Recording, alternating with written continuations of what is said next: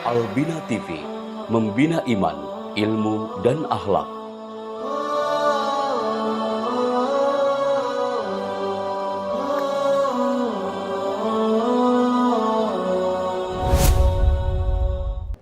Alhamdulillahi Rabbil Alamin. Wassalatu wassalamu ala sayyidil mursalin Nabiyyina Muhammadin wa ala alihi wa ashabihi ajma'in. Wa ba'du. Baik, biasakan pegang pensilnya atau pulpennya, ya. Ada sedikit yang antum bisa ambil manfaatnya, antum tulis. Mudah-mudahan jadi ilmu yang manfaat. Baik, kemarin kita sudah membahas tentang makna Ar-Rabb, ya.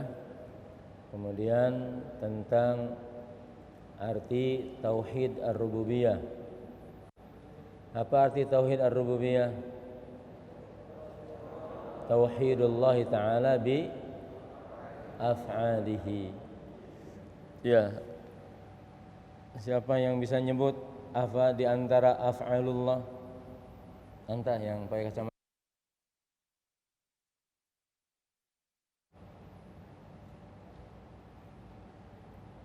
Af'alullah banyak. Apa? Iya, Maha Mencipta, terus Maha memberi rizki, terus enggak, di ini aja, di antum ngerti. Maha memberi rizki, apalagi?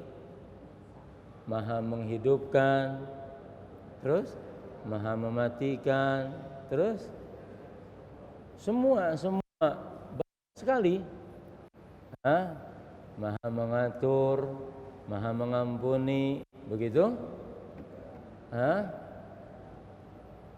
Ya, harus bisa nyebut, tapi nyebutnya insya Allah karena faham, bukan karena hafal. Jadi af'alullah, antum nyebutnya dari ayat aja, ya. Huwallazi yuhyi wa yumitu, kan begitu. Dialah Allah yang maha menghidupkan dan maha mematikan. Allahul ladzi anzala minas sama'i ma'an. Coba sebut yang banyak. Ada yang hafal enggak ayat-ayatnya? Kemarin kan sudah kita baca surat An-Naba. Apa katanya di An-Naba? Di An-Naba apa saja?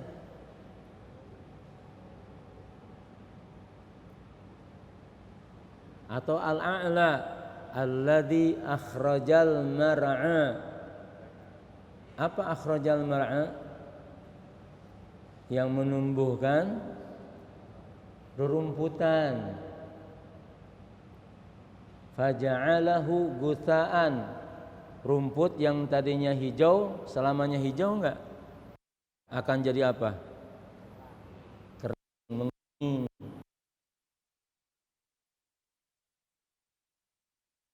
Alam itu tumbuh, ya. Anta enggak pernah naruh benihnya di lapangan sepak bola rumput, tapi dia tumbuh sendiri. Banyak macam rumputnya juga. Satu waktu bukan hanya tinggi, dia menguning. Ya, faja'alahu gutha'an. Ya, apalagi dalam ayat Al-Qur'an, dalam surat An-Naba. Anta coba surat An-Naba baca. Iya. Anta buka, mas, enggak apa-apa. Baca. Amma yatasaalun alladzi hum fihi alam naj'alil arda alam naj'alil arda mihada. Bukan menciptakan bumi, tapi bumi ini diciptakan dalam keadaan manusia ada, bisa jalan, bisa nyaman. Bumi berputar enggak? Terasa berputarnya? Enggak. Bumi terasa berputar bagi orang berputar. Emang berputar. Iya. Lam naj'alil arda mihada. Ada itu gunung ya, yang kita lihat di mana-mana bukan jadi sendiri.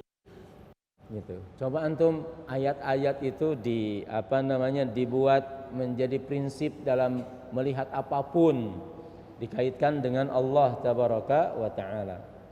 Alam naj'alil arda mihada wa jibala autada. Kemudian ayo baca dong. Wa khalaqnakum, ciptakan kalian berpasang-pasangan. Ya, ini maknanya banyak, dipasang-pasangkan dalam kehidupan itu baik laki-laki maupun perempuan. Ya. Ada siang, ada malam, itu pasang-pasangan, ada pendek, ada tinggi, ada ringan, ada khalaqnakum azwaja, ada kiri, ada kanan, ada atas, ada semuanya, ada ibu kota, ada bapak kota. Ya, semua berpasang-pasangan, ada manis, ada semua berpasang-pasangan, tidak ada yang nggak berpasang-pasangan. Nih mata pasang-pasangan, ya, bukan hanya kiri kanannya, atas bawahnya, kelopaknya, pasang-pasangan. Coba kalau hanya satu doang, alis pasang-pasangan, semuanya. Wa khalaqnakum azwaja. Ada yang malu, ya, rajin, semua. Ada yang lulus, ada yang dalam hidup, ada yang fakir, ada yang miskin. Wa khalaqnakum azwaja. Ada surga, ada.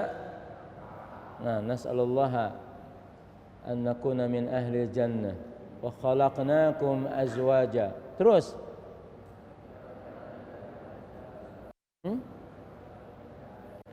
yang kencang. Wa ja'alna naumakum subata. Tidurnya menjadi pemutus semua aktivitas kita. Begitu tidur, rehat deh semuanya. Fisiknya rehat, diam di situ. Matanya enggak jelalatan, enggak. Kakinya enggak goyang-goyang, selesai. Wa ja'alna naumakum subata. Pemutus dari semua aktivitas dengan tidur. Siapa yang membuat tidur? Ya Allah tabaraka wa taala. Ini malam.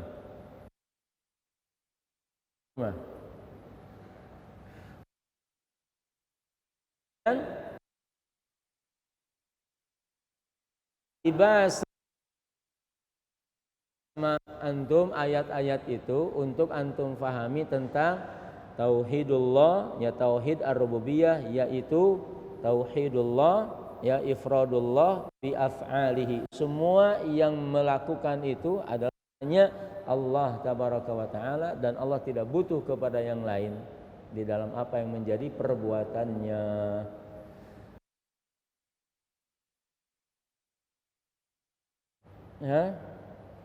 Ya.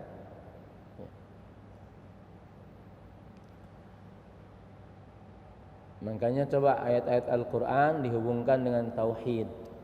Ya, karena sepertiga Al-Qur'an itu 10 juz itu bicara tentang tauhid. Ya.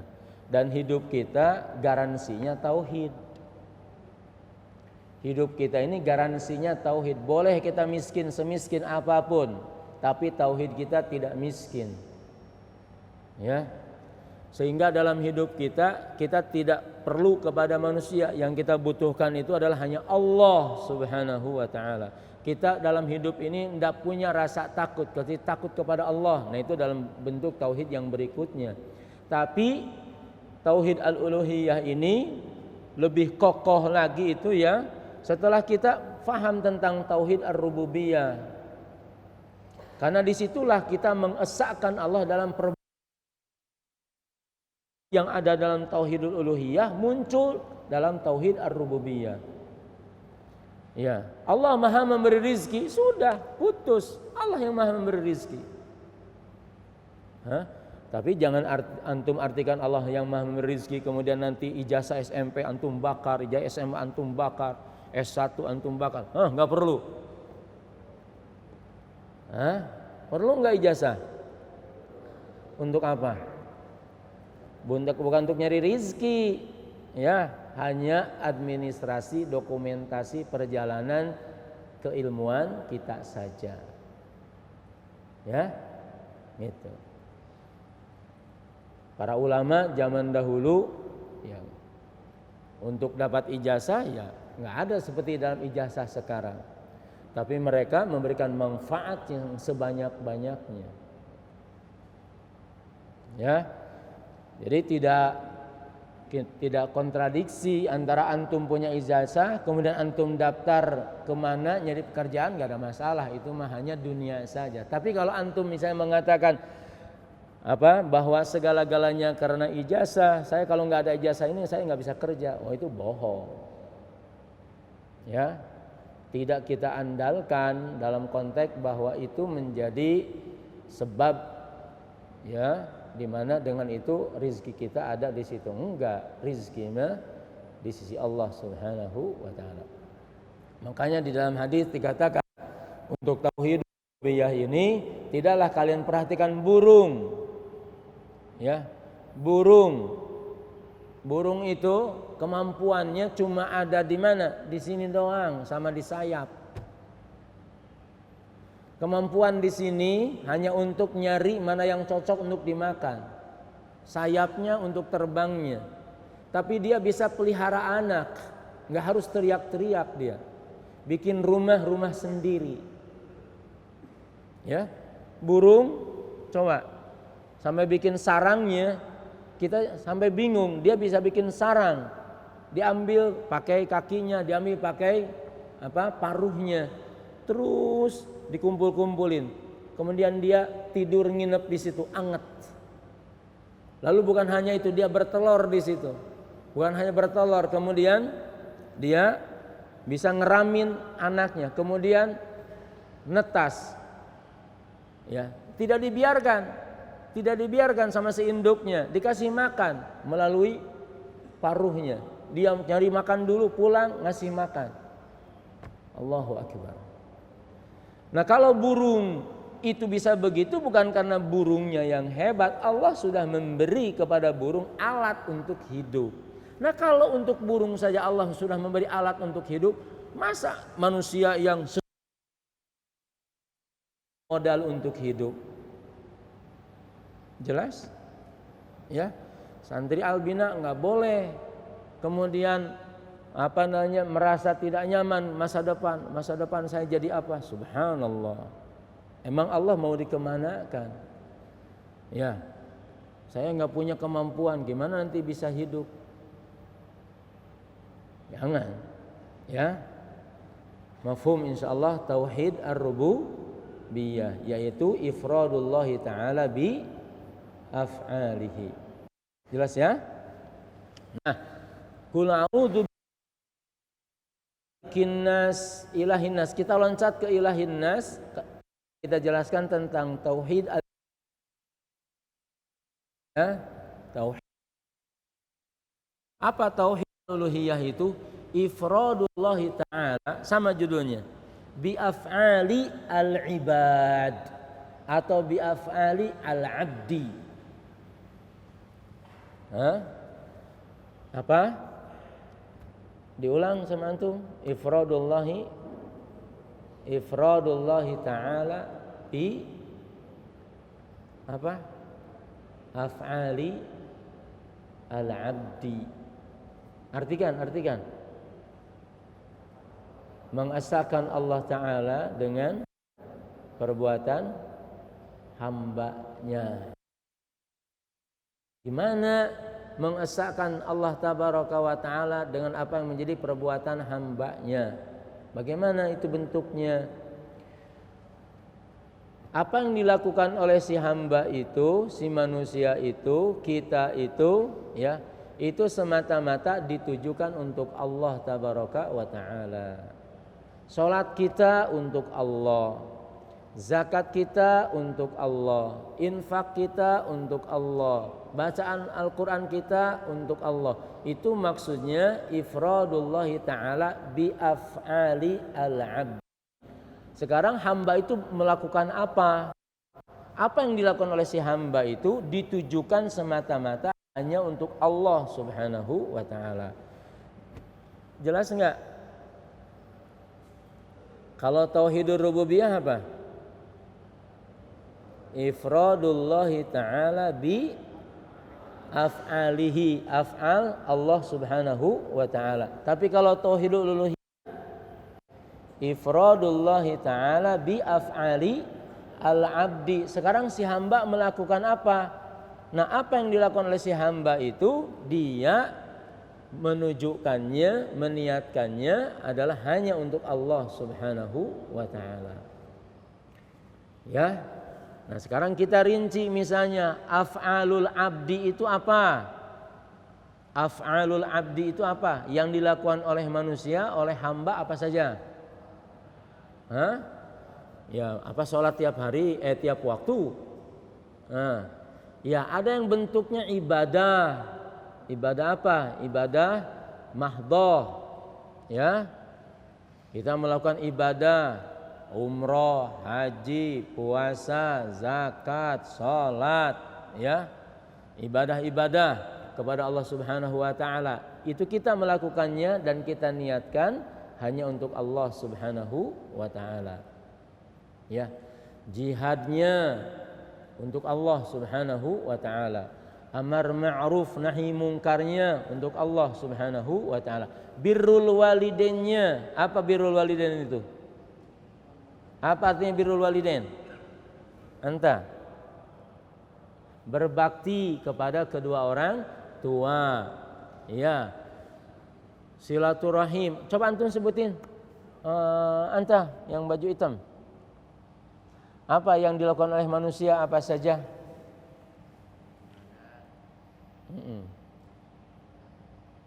Apa? Kan banyak.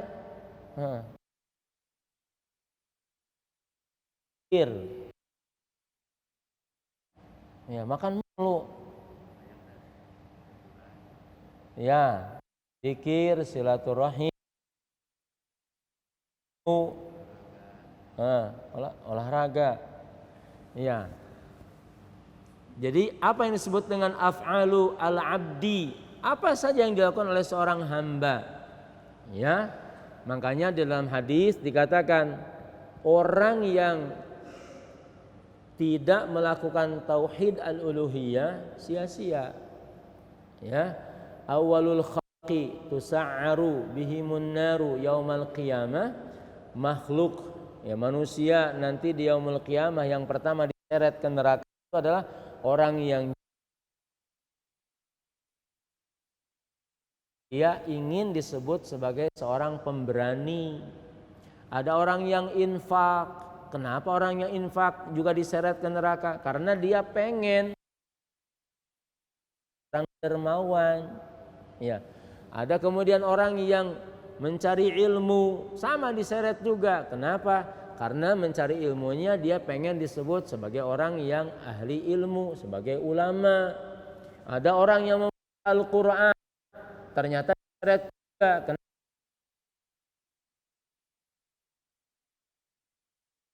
Caranya bagus, ya, hafalannya banyak. Waliyadzubillah. Jelas tauhidul uluhiyah, ifradullahi ta'ala, mengesahkan Allah tabaraka wa ta'ala dalam semua apapun yang kita lakukan dalam kehidupan ini.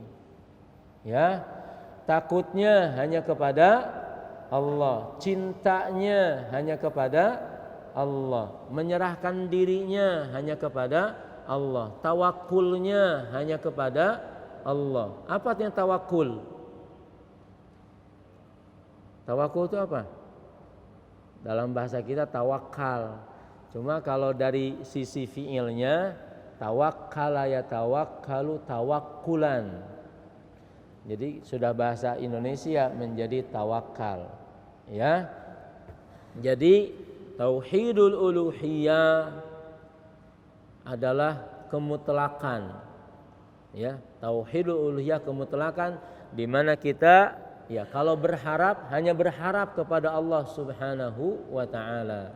Ya, ar-raja, berharap hanya berharap kepada Allah Subhanahu wa taala. Ya. Munajat kita hanya kepada Allah, doa kita hanya kepada Allah. Ya, makanya idza sa'alta, lanjutin hadisnya. Idza sa'alta fas'alillah. Ulangi coba. Idza sa'alta. Nih, anak-anakku sekalian, sampai ulama menerjemahkan idza sa'alta fas'alillah, saking pengen menerjemahkan ini. Kalau mereka mau mengambil sesuatu dan apa yang mau diambil itu adalah masih dalam jangkauannya, maka dia tidak mau minta orang lain mengambilkan barang tersebut. Ya, terjemahannya. Ya, idza sa'alta fas'alillah. Bagaimana kita menerjemahkan fas'alillah? Butuh kita ini, ya, kita yakini tidak ada yang bisa melaksanakan, memenuhi kebutuhan kita kecuali hanya Allah Subhanahu wa ta'ala.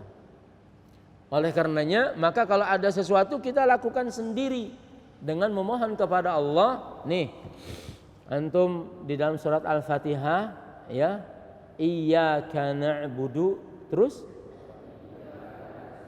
apa artinya? Hanya kepadamu ya Allah kami beribadah. Terus, dan hanya kepadamu ya Allah itu apa? Kami minta tolong, minta pertolongan. Ya, di antara isti'anah kita billah ini adalah bahwa kita melakukan apapun yang kita bisa kita lakukan. Tapi dasarnya itu adalah kita melakukan itu dengan keyakinan Allah yang menolong kita. Ya. Jadi idza sa'alta fas'alillah. Sebelum saya tahu kebutuhan kita bisa dipenuhi oleh orang misalnya, kita nyatakan dulu bismillah. Ya Allah, aku memohon kepadamu hari ini, apa yang sudah antum minta hari ini?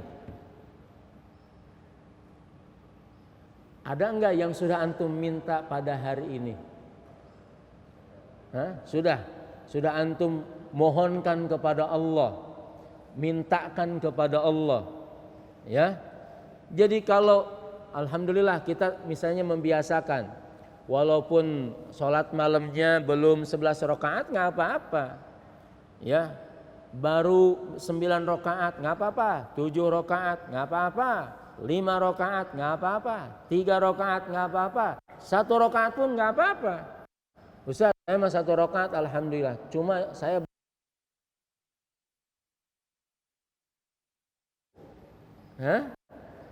Iya, Ustaz saya alhamdulillah 11 rakaat. Rakaat pertama An-Nas, rakaat yang kedua Al-Falaq. Iya, bangkit lagi salam. Kemudian rakaat berikutnya adalah Al-Asr. Alhamdulillah 11 rakaat. Iya. Boleh.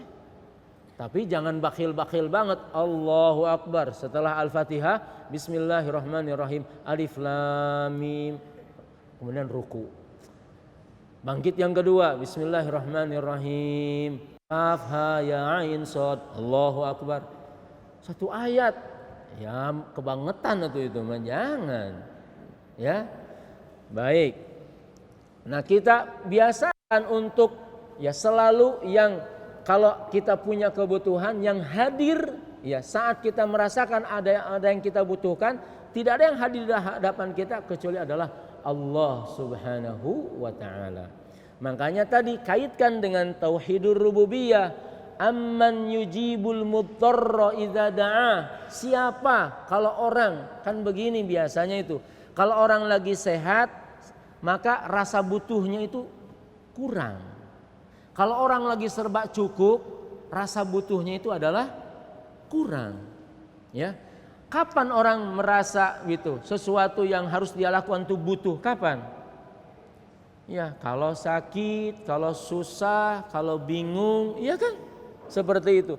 Nah, orang mukmin itu tidak boleh begitu. Ya. Dia dalam keadaan senang, dalam keadaan susah, berdoa mah sudah hal biasa karena kebutuhan paling mendasar bagi seorang mukmin itu tidak ada yang lain kecuali memiskinkan diri di hadapan Allah tabaraka wa taala, menjelaskan identitas diri kepada Allah tabaraka wa taala. Makanya sayyidul istighfar apa dimulainya? Allahumma anta rabbi. Terus la ilaha illa anta khalaqtani wa ana abduka. Pernyataan jelas banget. Khalaqtani, engkau ya Allah adalah yang menciptakan aku. Wa ana abduka, aku bukan siapa-siapa, aku ini adalah hambamu.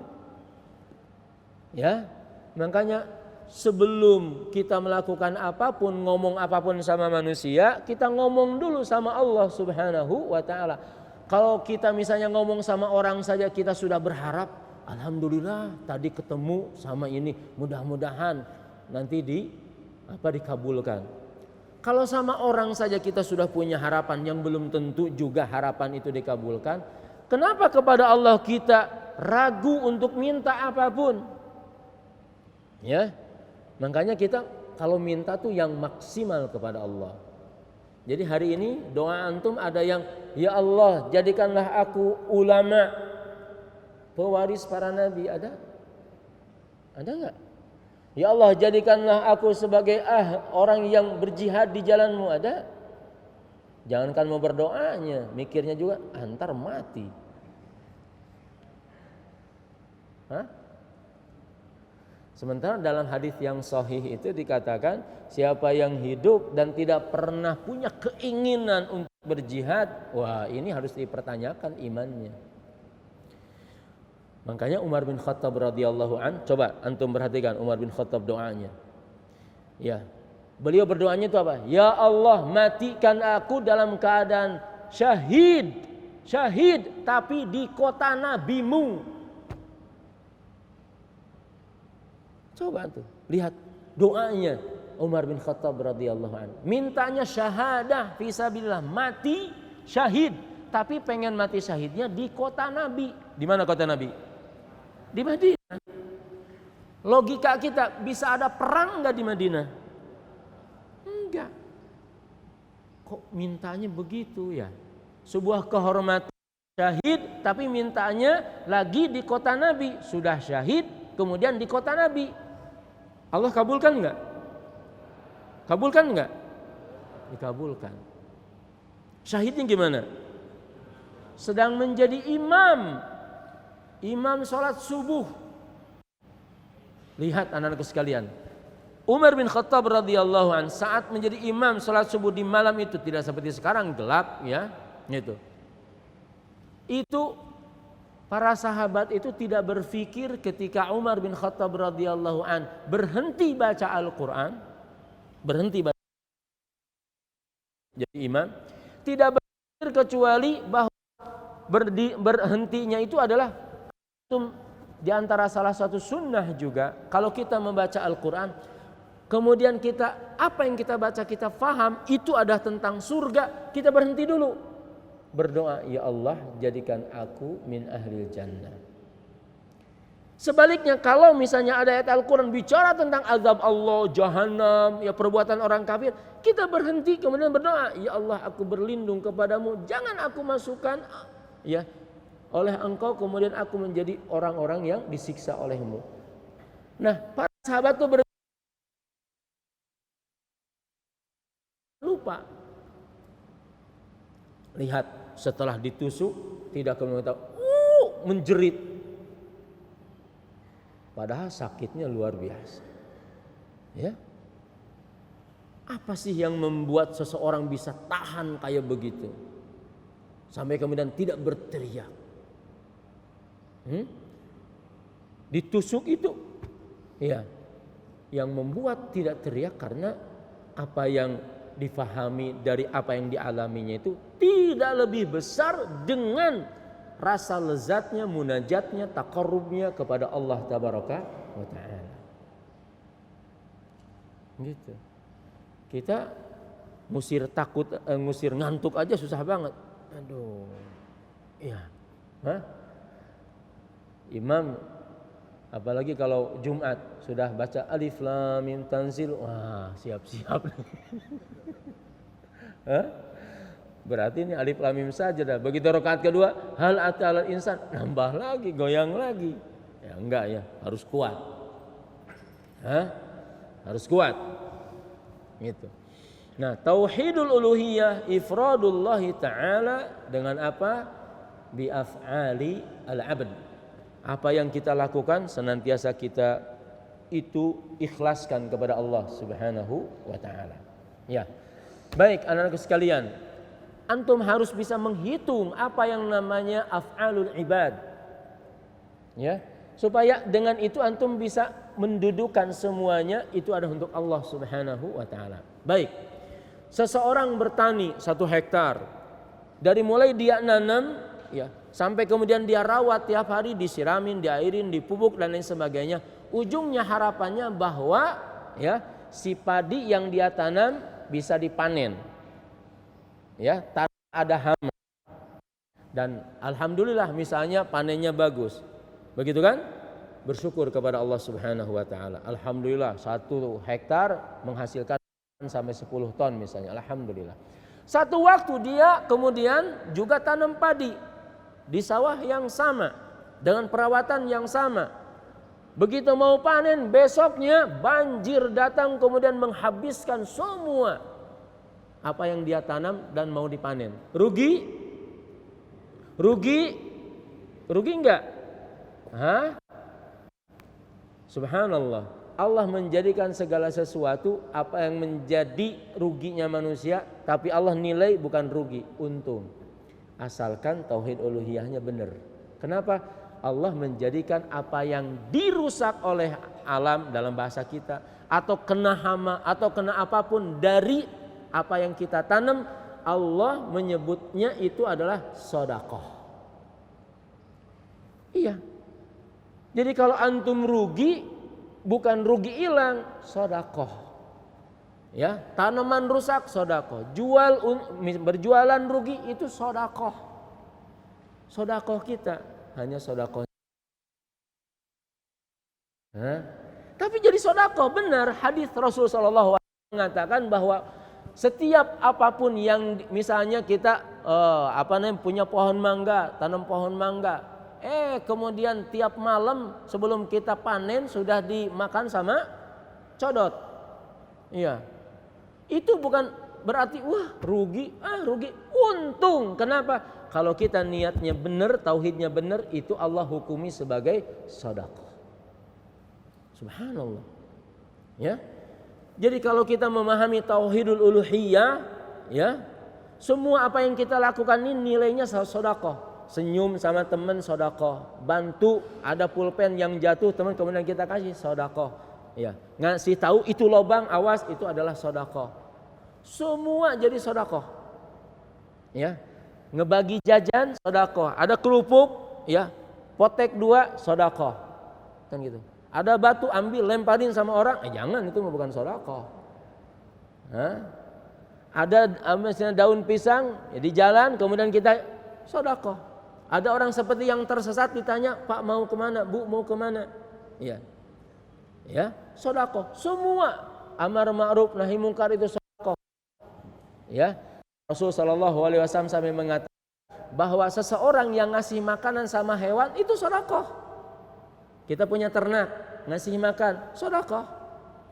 Ya, laki-laki nyari kasab, kemudian ngasih infak sama istrinya, sedekah. Seorang ibu di rumah masak makanan jadi sedekah. Semua asalkan apa? Apa? Tauhid al-uluhiyah. Semuanya itu lakukan hanya Subhanahu.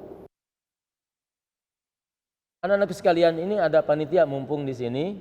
Iya. Coba biar kita lebih juga bisa menerjemahkan arti kebaikan yang ada dalam diri kita. Coba antum sebelum pulang buatkan kreasi, entah mungkin nanti kalengnya kita fasilitasi atau antum kaleng botol, kaleng apa? Iya. Ya. Antum buat itu, ya. Kemudian antum ke rumah, enggak antum bagikan ke yang lain, nitip ke tetangga, ke teman.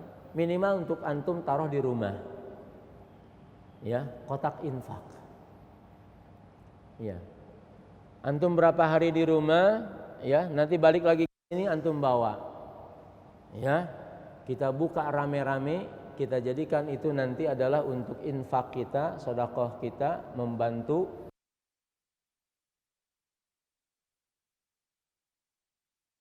ada di Palestina sana. Ya, coba dalam kebiasaan sekarang, nggak harus kemudian kita misalnya infaknya maksain diri harus 5.000 terus, enggak apa-apa, 100.000 aja tiap hari, nggak apa-apa. Nah, ya antum ada habis jajan 5.000, kembaliannya 1.000, ada 1.000 sekarang? Masih ada? Nah, ya mungkin. Ada antum jajan, kembaliannya permen. Nah, permen jangan dimasukin. Susah jualnya nanti. Ya. Jadi coba di antara karya antum, karya hal yang bisa membuat manfaat. Ada antum membuat kaleng-kaleng, isi di situ infak untuk Palestina atau infak umum saja. Antum pulang ke rumah bawa 5, ya, ada teman antum yang lain, ada tetangga, nitip Pak, barangkali ada kebaikan Bapak dan Ibu, nanti bisa saya saya pengen seperti ini, mudah-mudahan antum juga sepakat, ya. Coba kita menjadi tangan, ya, tangan yang bisa memberikan manfaat. Yadul khair, ya, yadu al khair, tangan yang baik. Antum jajan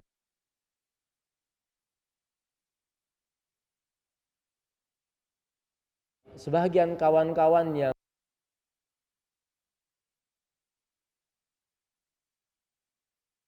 mimpi, mereka tidak mendapatkan siapa yang bisa ngasih 10.000, 5.000, orang tuanya sama susah, ya, di tempat pengungsian, kerjaan tidak ada, ya. Nah begitu, tapi subhanallah, sesusahnya orang-orang yang diberi ujian oleh Allah Subhanahu wa taala itu tidak kita lihat seperti orang yang susah dalam keadaan normal. Ya. Orang yang susah dalam keadaan seperti itu, mereka tidak menjadi peminta-minta, enggak.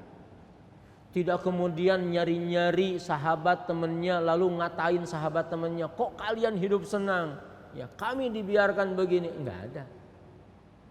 Karena mereka mengimani lebih daripada apapun apa yang Allah berikan kepada mereka dari ujian, maka mereka yakin dengan seyakin-yakinnya itu adalah bentuk kecintaan Allah kepada mereka.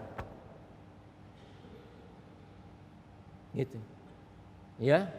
Jadi kenapa mereka enggak teriak-teriak sih ngelihat orang, misalnya orang-orang mukmin di belahan dunia yang kemudian mereka masih juga, ya, tidak mempedulikan, tidak membantu.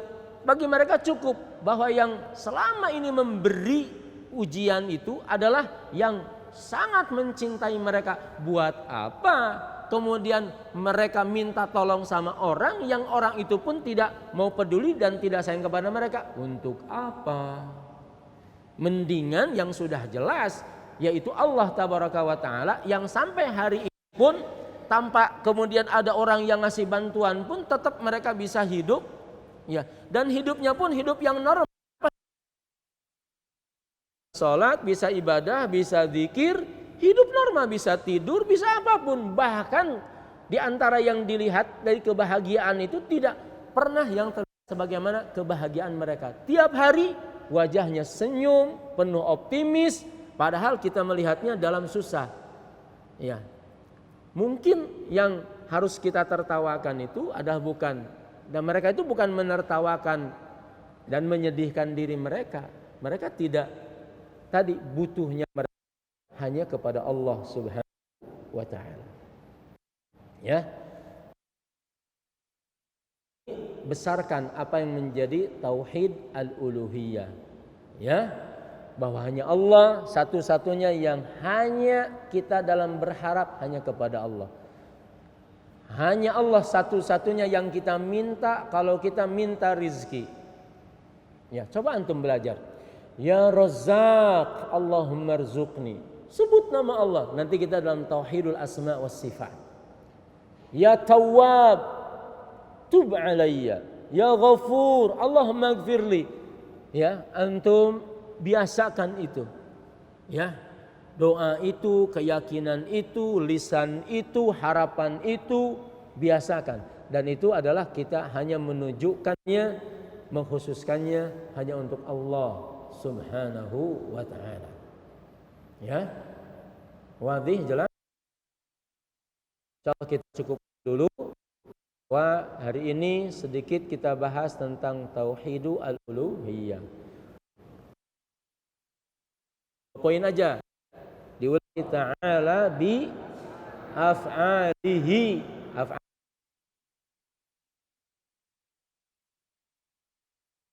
Allah a'mali wal ibad. Wallahu ta'ala a'lam. Wa sallallahu ala nabina Muhammadin wa alihi wa sahbihi wa sallam. Wa subhanakallahumma bihamdika asyhadu an la ilaha illa anta astaghfiruka wa atubu ilaik. Assalamualaikum warahmatullahi wabarakatuh.